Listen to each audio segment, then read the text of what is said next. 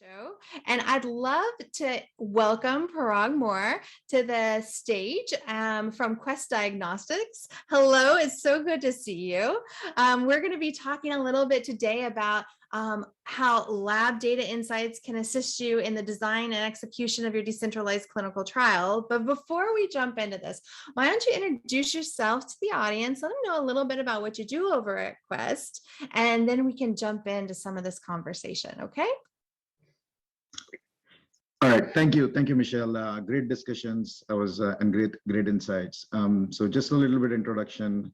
My name is Parag Moore. I'm part of Quest Diagnostics. My role here is I'm the executive director of Healthcare Analytics Solutions, and our charter here is how we can leverage all the diagnostic information that we have to improve some of the outcomes in the healthcare industry, right?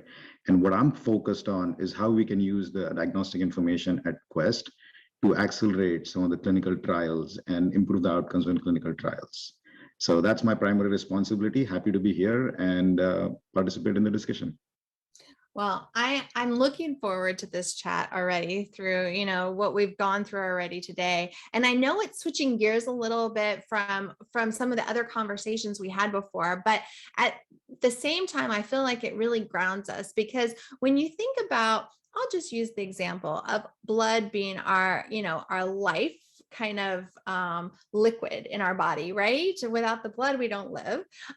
So we also know that without labs for our clinical trials, whether that's blood or some other sample, right? We don't have a clinical trial. We need to have those labs and the lab values and the lab data.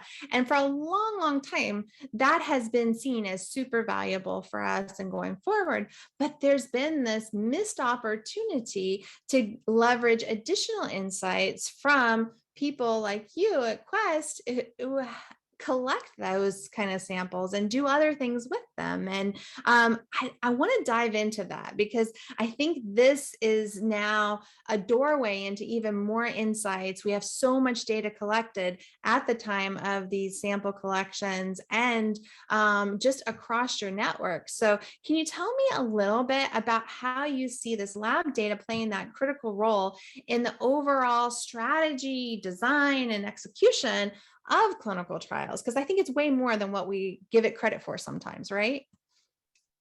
Yeah, I think Michelle, you're absolutely right. I mean, that analogy of blood, right? I think that's exactly right, because I think based on CDC's published research, I think they claim that 70% of the medical decisions are based on the lab results, right?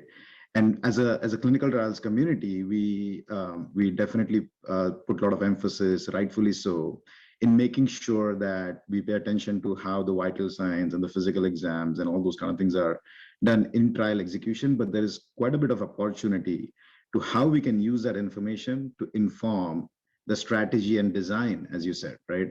Because if you think about it, the lab testing, yes, it happens in the hospital settings and the site settings, but it also happens at the retail locations, right? I think where the participants are, that they eat, shop, live. So the model itself is anchored in sort of inherent patient centricity. And where it really helps from the strategy and design and execution of clinical trials is that unlocking the value, as we call here at Quest, is that there are two key anchors here. I mean, one is the information and the insights at scale to get the longitudinal view of the therapeutic area or the indication that you're interested in or the sponsors are focusing on. And the second is the engagement piece itself, right? So let me go over both of them one by one. So if you look at it from information and insights at scale, just taking an example on Quest, right? I think we have relationship with 90% of the US insured lives through our health plan relationship. We serve third of the US population with our diagnostic touch points in a year. And if you take it back to 5 years, is 1 out of 2 US population. And we serve more than half of the US physicians and hospitals. What that really means from a data and the insights to inform the strategy of clinical trials is we have more than 55 billion lab results and data points and it's increasing at a great rate. And that information is it's not seen as a conventional sort of information insight, as you said, as you rightfully pointed out. And it's opening up a new door. I think what we are doing at Quest is we are trying to make sure that we understand in a privacy protected way. We try to understand how we can gain insights and inform that strategy and design of the trials themselves. And the second piece, right, I think about the lab data and the lab information is the engagement. Because we are already reaching to the patients. I think whether it's self-initiated or the provider-initiated, we as a healthcare brand, labs as a healthcare brands have the engagement with the patients. So we can really leverage that in making sure whether it's recruitment or awareness, we can really use that information to advance and make our research and trials more efficient. Yeah, I think, that's one of the things where I think sometimes sponsor companies want to understand better what's out there, what's available, and is it really representative of the population at large? With your locations being spread apart throughout the community in large institutions and small little strip malls, where people can go in Exactly. and have, things, it does seem like there are additional insights that could be pulled from there. I'm wondering, you're also thinking about how do you engage your customers anyways, just in regular life, as part of the healthcare world. How do you deploy engagement strategies for like recruitment of clinical trials? Are you doing things there already? And what does that look like? And what can we learn or leverage from that? Yeah, that's great. I mean, I think, as Quest Diagnostic here at Quest Diagnostic, we really feel that from an engagement perspective, we have a critical role to play. And I think that engagement, this key part of that engagement is how do we engage the clinically relevant population? That's the key here, right? So what we are able to do is what we do is, based on the therapeutic area of the interest, or we always look at the information that we have access to and see which population is the clinically relevant population. Is it based on the IE criteria or certain types of tests or results, or based on the reference ranges? So that's the clinical relevance before engaging is the critical piece of what we do when we engage.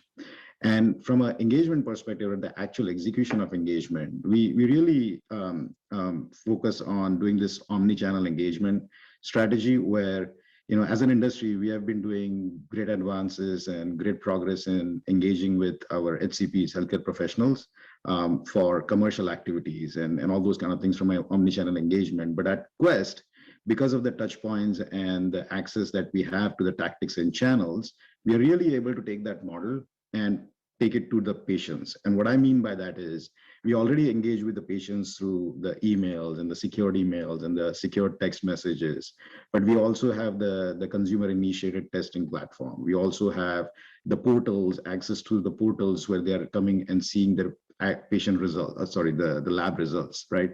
So you take all those channels, we're really effectively able to create a campaign in an omni-channel way and see which population is responding to what kind of campaign tactics.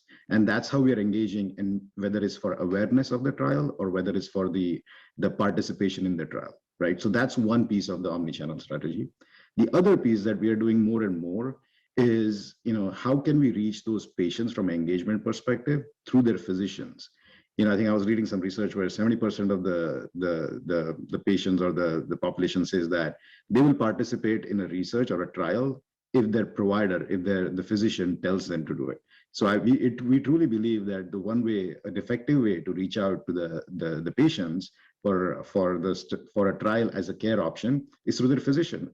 So we really clinically pre-qualify the patients, and we reach out to and do the outreach to the physicians so that message can be delivered, or that information can be delivered to the patients through physicians themselves. So that's to summarize it, I think we try to do this, bring this omni-channel engagement model to the patients, but bring it to the patient in a very, very clinically relevant way.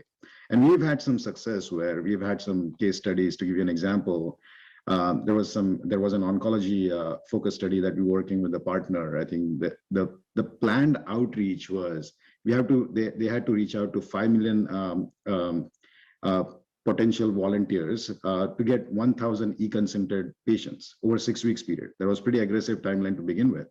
When we took our approach and we were able to execute that and get them, more than 1,500 patients over 4 weeks, and we were able to do that only with 200,000 outreaches. So if you think about it, right, it's 50% higher throughput in less than 30% of the time, or 30% less time. That's significant. Impressive. Yeah. So hopefully that gives a perspective on how we can be effective. Partnering with Quest or any of the lab services providers can be effective.